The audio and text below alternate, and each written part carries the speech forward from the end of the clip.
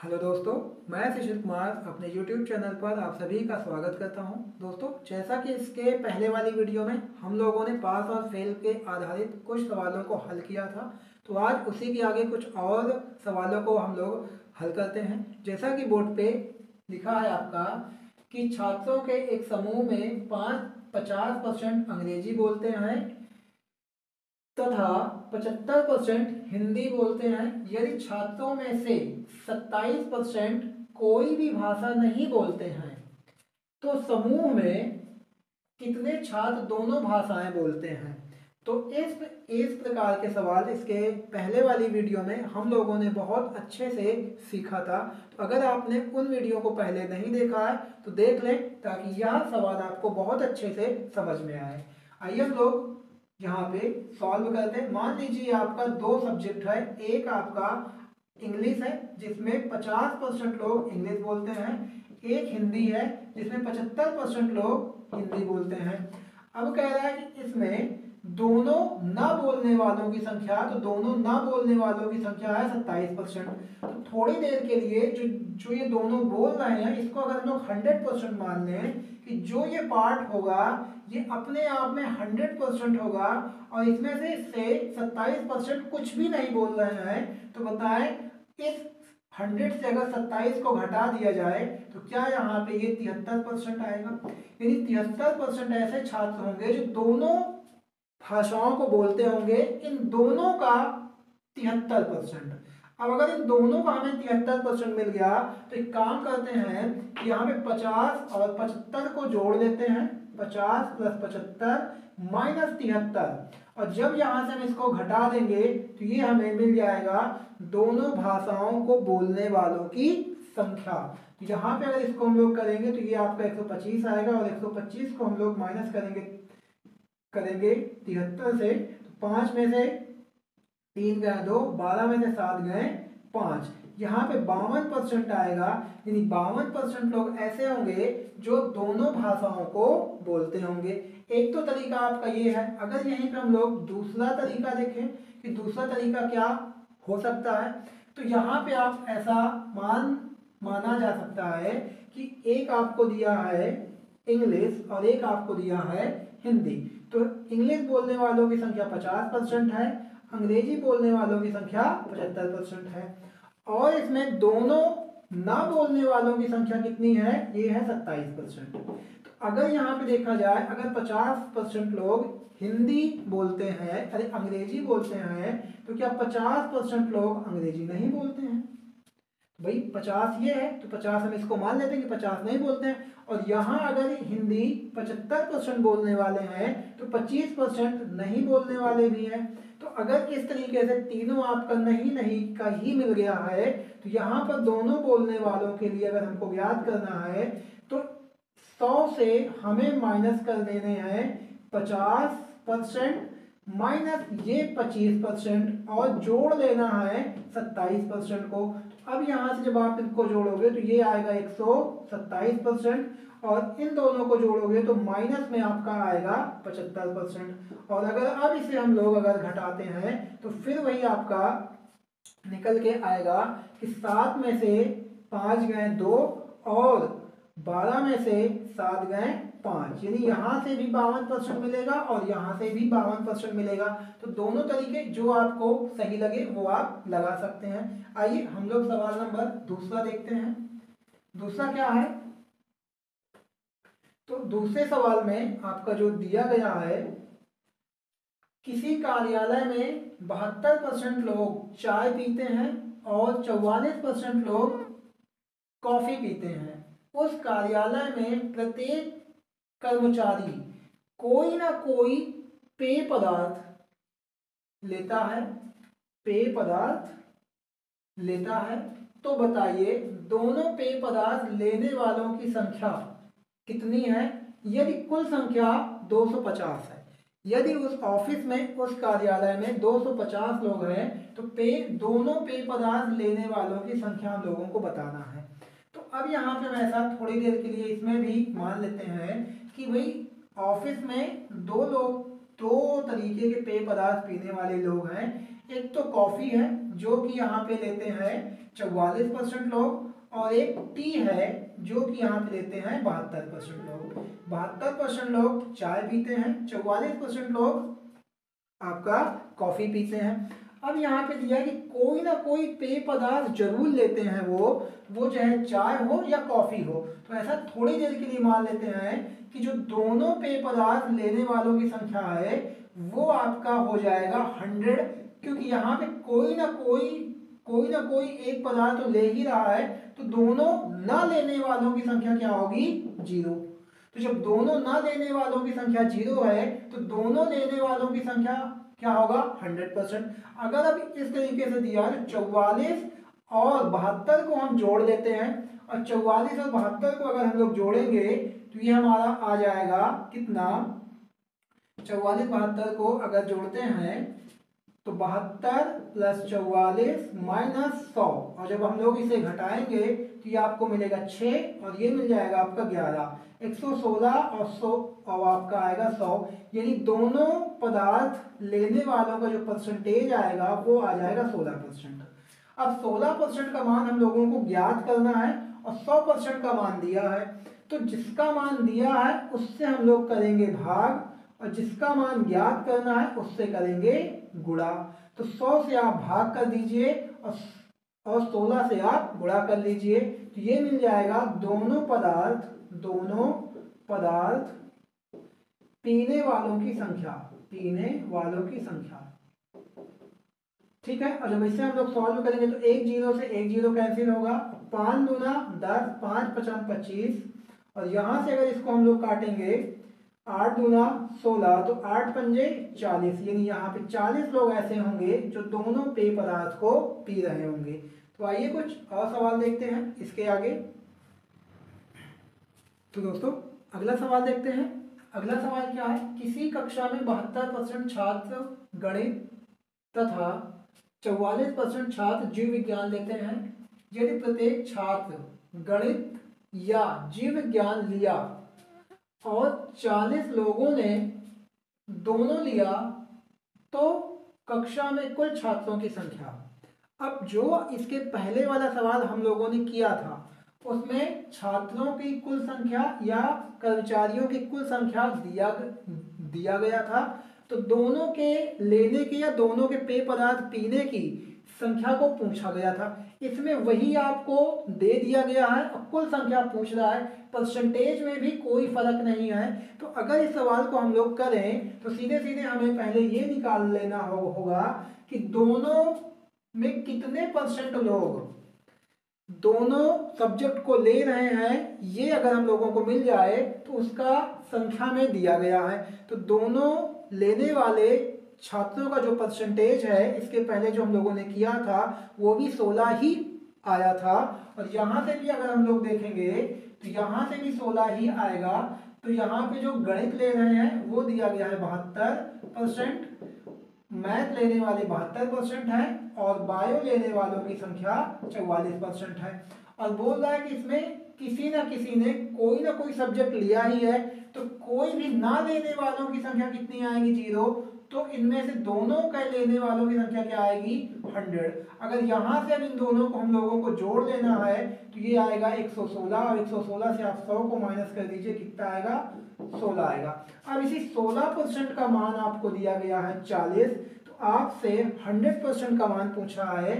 तो यहाँ पे आप जब 100% का मान निकालने जाएंगे तो यहाँ पे 40 गुणे 100 बटा 16। अब आप अगर यहाँ से काटना चाहें तो ये आपका कट जाएगा, 8 दूनी 16, 8 पंजे 40, और अगर आप फिर इसको आप 2 से काटेंगे 50 दूना 100, तो ये आपका आएगा 5 पचम 25, तो फिर यहाँ पे संख्या आपकी आ जाएगी 250। जैसा इसके पहले वाला आपका सवाल था सेम इसका उल्टा ही सवाल ये है आपका।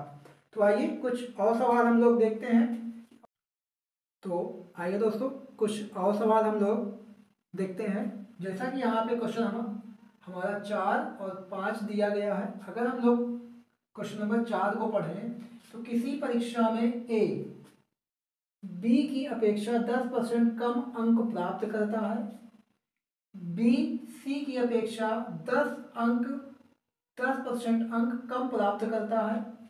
यदि ए ने परीक्षा में 810 अंक प्राप्त किए हैं तो सी का अंक क्या होगा। तो इसको करने के कई सारे तरीके हैं।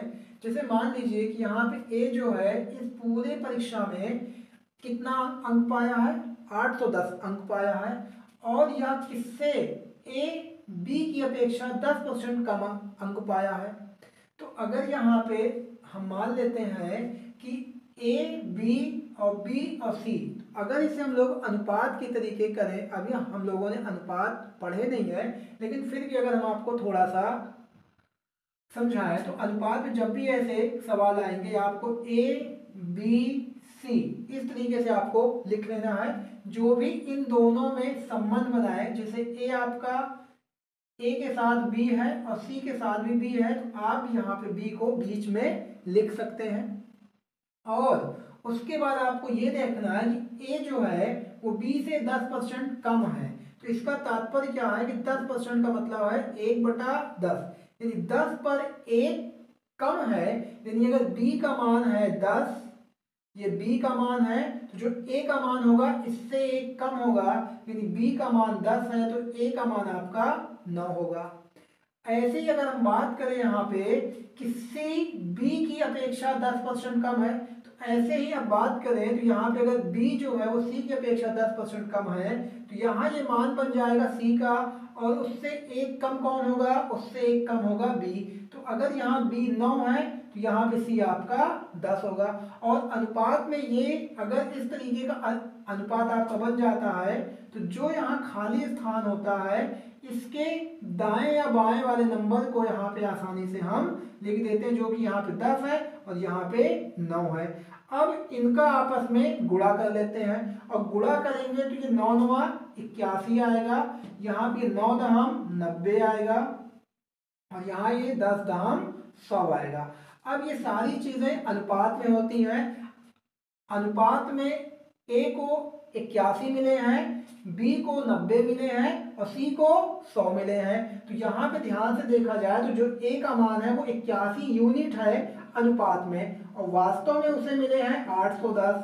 तो आप बताएं एक यूनिट जो बराबर होगा, एक यूनिट बराबर होगा सीधे सीधे 10 के। अब हमसे पूछा क्या है कि सी का मान बताएं, और सी का मान है कितना, तो सी का मान है आपका 100।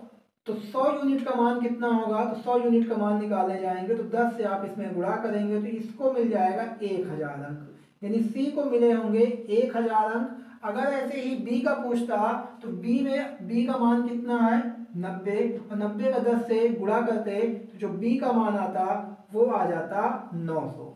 तो इस तरीके से हम इसको बड़े आसानी से ज्ञात कर सकते हैं, और भी किस तरीके से ज्ञात कर सकते हैं वो हम लोग समझने की कोशिश। दोस्तों हम लोग क्वेश्चन नंबर 5वां देखते हैं।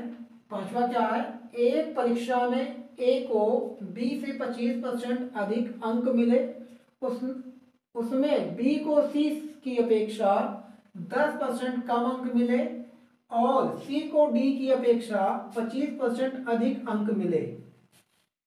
यदि डी को 500 में से 320 अंक मिले तो ए को कितने अंक मिलेंगे।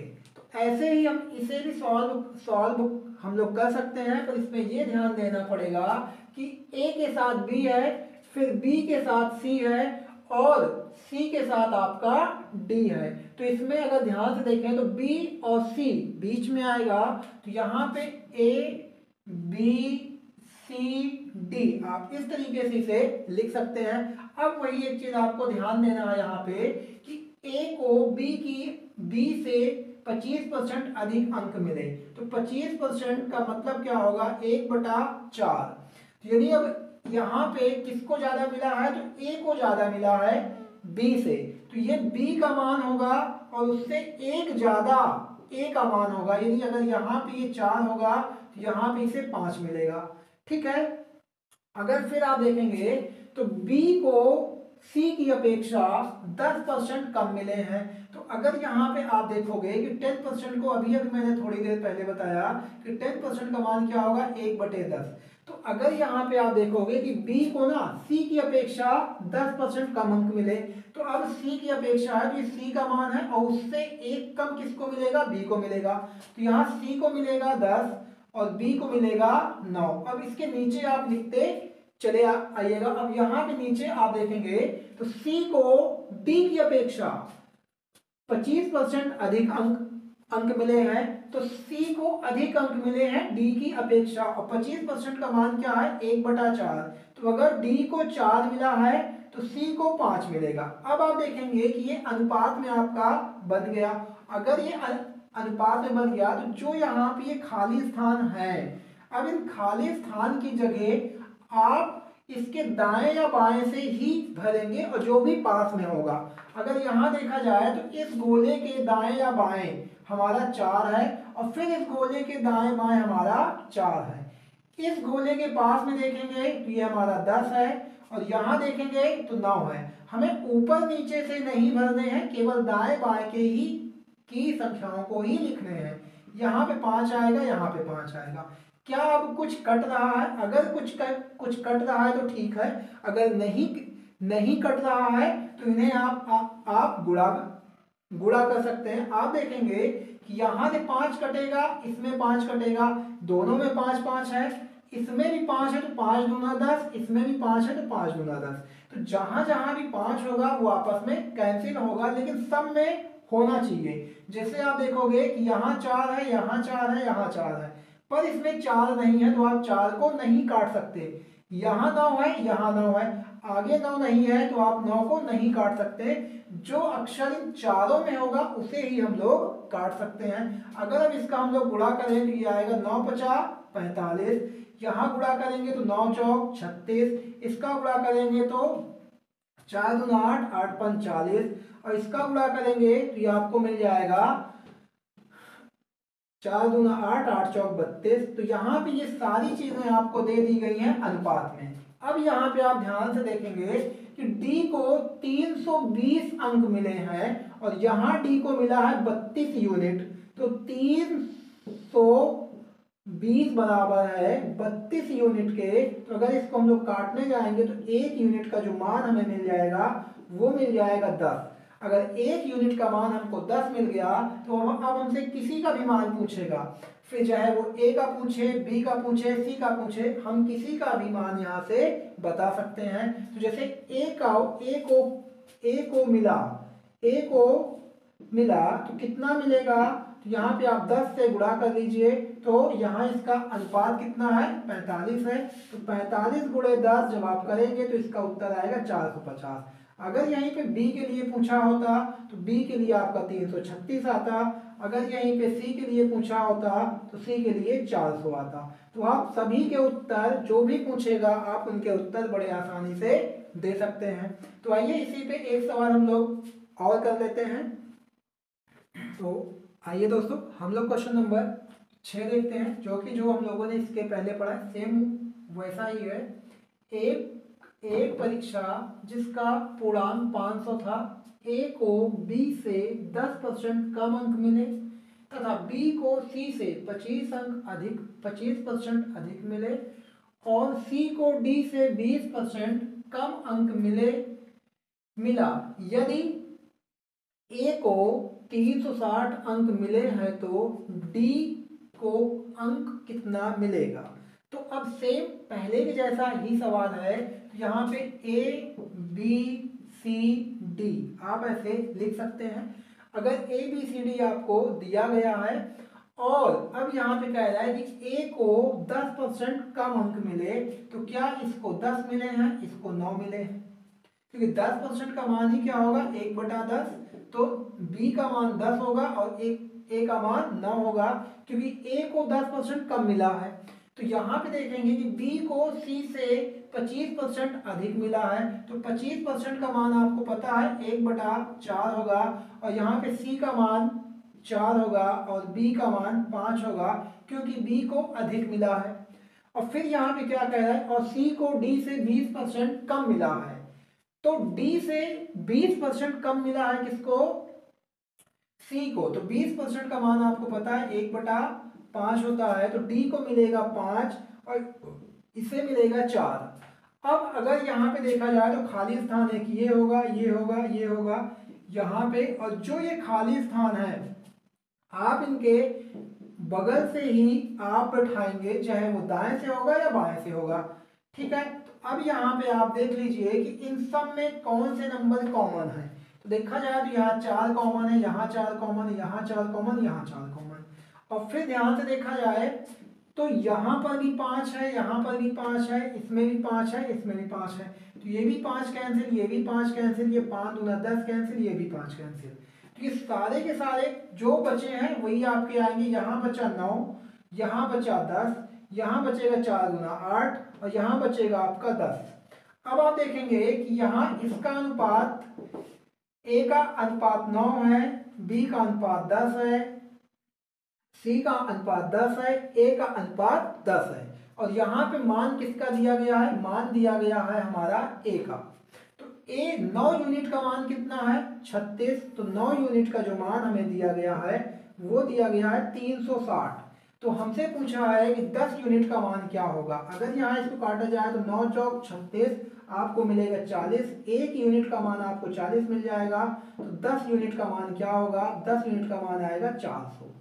यानी 40 में आप 10 का गुणा करेंगे तो 400 आपको मिल जाएगा। तो इस तरीके से इन सवालों को हम लोग आसानी से हल कर सकते हैं। तो इसके आगे हम लोग अगली वीडियो में देखेंगे। आज के लिए इतना ही, धन्यवाद।